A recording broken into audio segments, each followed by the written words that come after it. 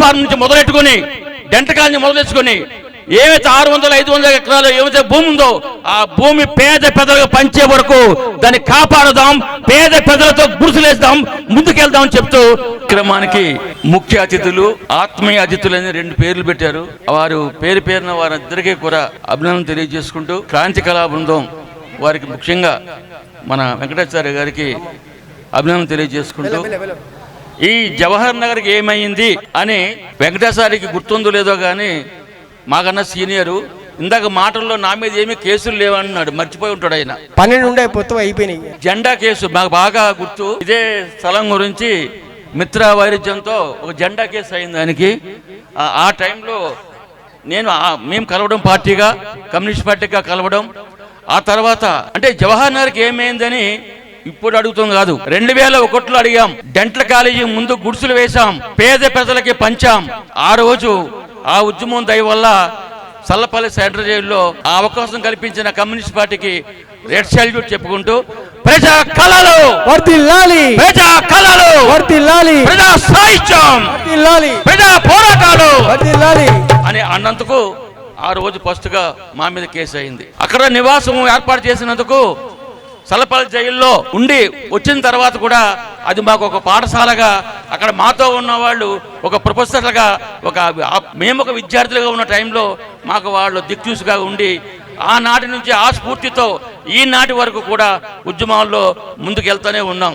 కాలు పోయినా కొడుకు పోయినా అని చాలాసార్లు చెప్పాను, ఉద్యమాలకి ముద్దు బిడ్డగా ముందుంటామని. ఈ సందర్భంగా ఆ రోజు గుడిసెలు వేసిన తర్వాత ఆ గుడిసెల్లో నివాసం ఉన్న తర్వాత అక్కడ మన డంపింగ్ యార్డ్ రావడం జరిగింది. అప్పుడు కిరణ్ కుమార్ రెడ్డి సీఎం, ఆయన దగ్గరికి పోయాం కొంతమంది కలిసి. ఆయన కిరణ్ కుమార్ రెడ్డి ఏమన్నారంటే, అయ్యా డంపింగ్ యార్డ్ దగ్గరికి మీరు వచ్చారా, మీ దగ్గర డంపింగ్ యార్డ్ వచ్చిందా అని. అప్పుడు నేను లోకల్ బండి రాములు పక్కనే ఉన్నాం. ఒకటే అడిగాం, అయ్యా అక్కడ గ్రామ పంచాయతీ ఏర్పడింది, అక్కడ అంత ముందే నివాసం జనం ఉన్నారు, డంపింగ్ యార్డ్ నిన్న మొన్న వచ్చింది అని చెప్పడంతో లేదు అసలు మీ ఊరు ఖాళీ చేయడం కోసమే మేము డంపింగ్ యార్డ్ పెట్టాము అక్కడ. ఆ రోజు కిరణ్ కుమార్ రెడ్డి చెప్పడం, అలా అడిగిన పాపానికి మరో కేసు అయింది మా మీద. ఆ తర్వాత జవహర్ నగర్ లో అఖిల పక్షంతో అన్ని పార్టీలతో కలిపి ఒక ప్రజా ఉద్యమం చేసినందుకు మరో కేసు అయింది. ఆ తర్వాత ఇట్లా చెప్పుకుంటూ పోతే మొన్న సర్కారోడా నీ సంగతి ఏందో చెప్పరా,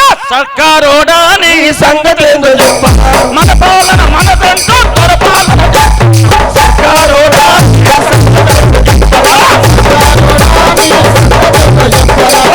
పెట్టురు మన్న 3 ఎకరాల భూమన్న, డబల్ పెట్టురు మన్న 3 ఎకరాల భూమన్న, కేజీ నుండి పీజీ దాకా ఉచితంగా విద్యన్న, అధికారం చిక్కినాక వస్తాను సర్కారోడా